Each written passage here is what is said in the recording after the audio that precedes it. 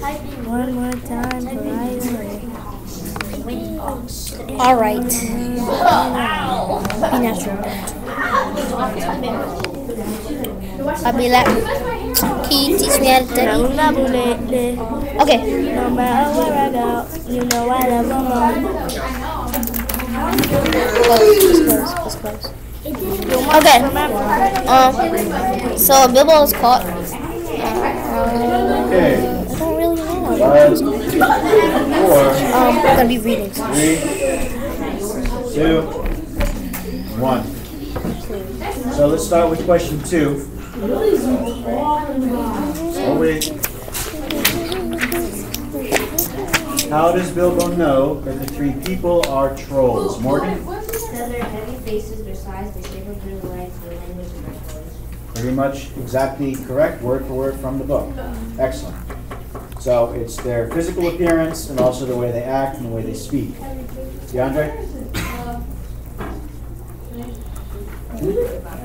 Yes. The dragon teenager. How is Bilbo caught? Bilbo caught. Alicia?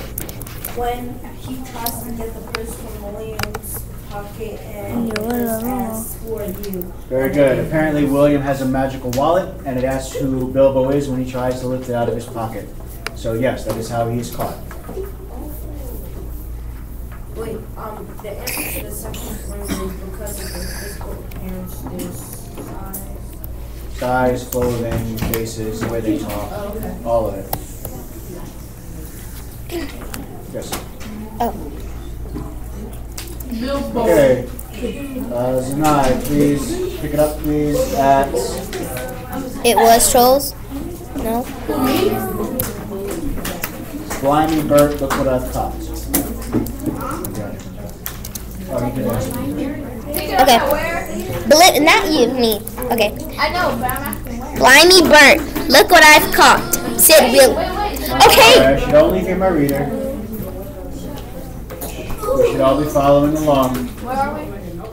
Says Blimey Bert, look what I've caught, said William. cop. Wait, Bl- what? Blimey Bert, just look, type up, look what I've. Go on. Okay. Blimey Bert, look what I've caught, said William. What is it? Said the others coming up.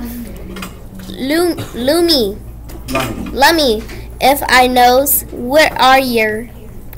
Bilbo Baggins, a bird, a hobbit, said poor Bilbo, shaking all over and wondering how to make owl noises before they throttled him.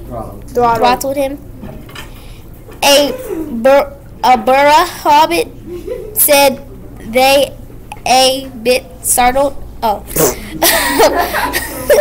Said they a bit startled. Trolls are slow in the uptake and mighty suspicious about anything new to them. What's a burra hobbit? A burra hobbit got to do with my pocket, anyways, said William. And can you cook 'em? Said Tom. You can try, said Bert, picking up a skewer. He wouldn't make above a mouthful, said William, who had already had a fine supper. Not when he was skinned and boned. Perhaps there's more. No, it says perhaps. Perhaps there are more like him round about, and we might make a pie, said Bert.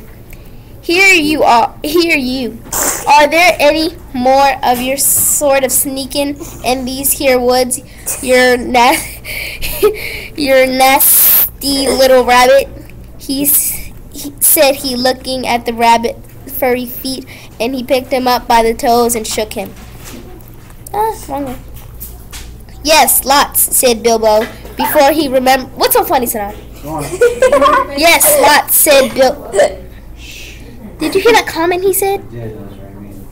Yes, lots, said Bilbo, before he remembered not to give his friends away. No, none at all, not one, he said immediately afterwards. What do you mean? Said Bert, holding him right away up by the hair this time. What I say, said Bilbo, gasping. Blue. And please don't cook me, kind sirs. I am good cook myself, and good cook better than I cook. If you see what I mean. I'll cook beautifully for you, a perfectly beautiful breakfast for you. If only you wouldn't have me for supper. Poor little blighter, said William. He had already had as much supper as he could hold. Also, he has lots of beer. Poor little blighter, let him go. Not till he says what he means by lots and none at all, said Bert. I don't want to have me cut throat in me sleep. Hold his toes in the fire till he talks. I won't have it, said William. I caught him anyway. You're a fat fool, William, said Bert. Got it! As I've said before this evening. And you're a lout. And I wouldn't take that from you, Bill Huggins, said Bert, and put his fist into William's eye. Very good. Then there was a gorgeous row. A row means a fight. Bilbo had just enough wits left when Bert dropped them on the ground to scramble out of the way of their feet before they were fighting like dogs and calling one another all sorts of perfectly true and very loud voices. Soon they were locked in one another's arms and were running nearly into the fire, kicking and thumping, while Tom whacked them both with a branch to bring them to their senses. And that, of course, only made them madder than ever.